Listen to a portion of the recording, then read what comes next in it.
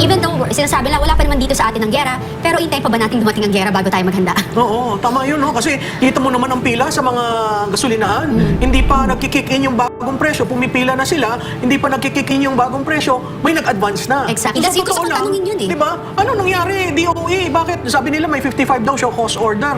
Ano, ikaw ay mag-show cause order ngayong araw na ito na ang presyo ay pataas na. Samantalang yung small players daw ang nauna nung Biyernes. So ako, nanghihinayang ako dun sa effort na whole of government, no? At siyempre pagtaas ng presyo ng gasolina, tataas ang presyo ng bilihin, wala pang price freeze ngayon sa basic commodities, di ba? So lahat ito nai-involve ang Pilipinas, at kung hindi mo priority yung 60-day supply na lamang ng gasolina natin, may problema tayo, malaking problema. At Prof. Malu, kung walang organized government effort, ang next problem will be panic buying. That's right. That's right. Because that's what happened in Dubai, di ba? Oo. Kasi tayo, hindi nga tayo abutin dito ng missiles, pero sa fuel crisis lang, alam naman ng lahat na tataas lahat ng bilihin. Tataas, at kung taas niyan, tataas ang forex. Pag tumaas ang forex, impact agad yan sa yung sinasabi mong deficit. Impact na rin dun sa utang natin, no? Na nasa 17 trillion na.